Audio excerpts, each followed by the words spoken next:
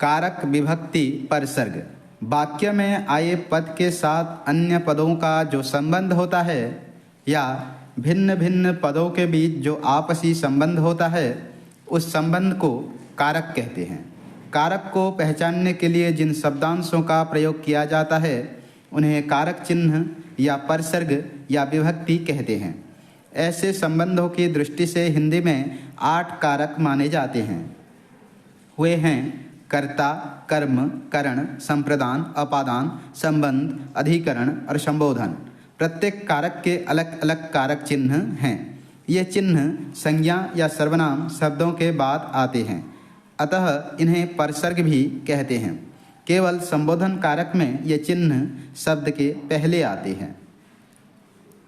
कारकों के नाम कारक चिन्ह। कर्ता कारक का चिन्ह ने, से, को, के। कर्म कारक का चिन्ह को, से। करण कारक का चिन्ह से।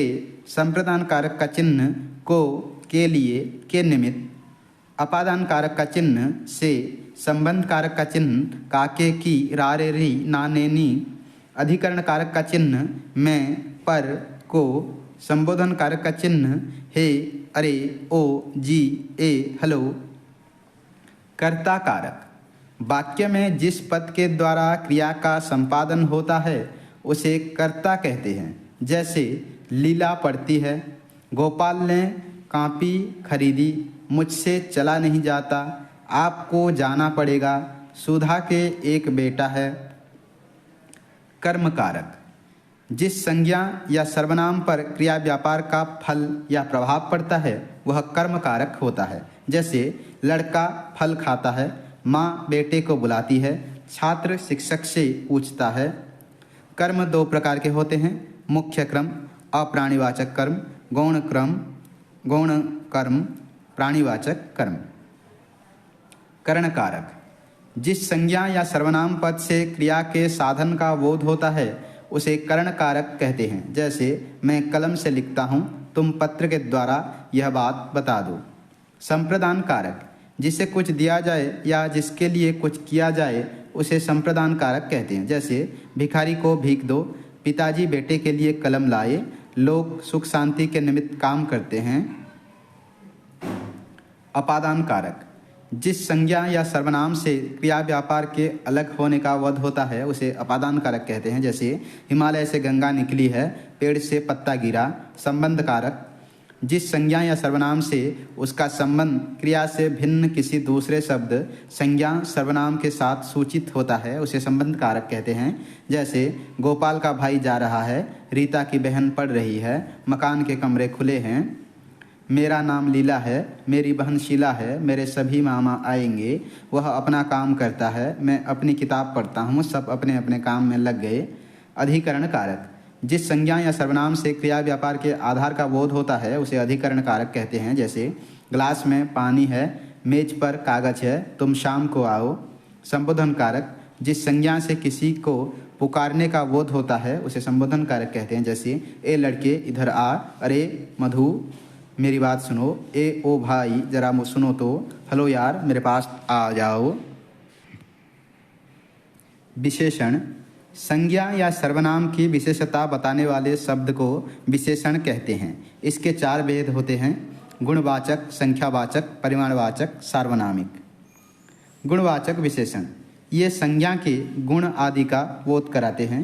जैसे गुण अच्छा, अशांत, उचित, कुरूप, खट्टा, चतुर, झूठा, दुष्ट, दयालु, नेक, बुरा, भला, मधुर, मजबूत, मीठा, मूर्ख, सच्चा, सीधा, सुंदर। रंग काला, गुलाबी, चमकीला, नारंगी, बैंगनी, पीला, हरा।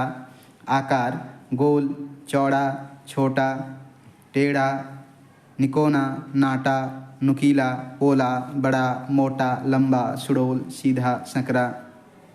दशा गरीब, गाढ़ा, नीला, घना, दुबला, दुखी, धनवान, पतला, पिघला, बीमार, बूढ़ा, मजबूत, रोगी, लंगड़ा, सूखी, सूखा।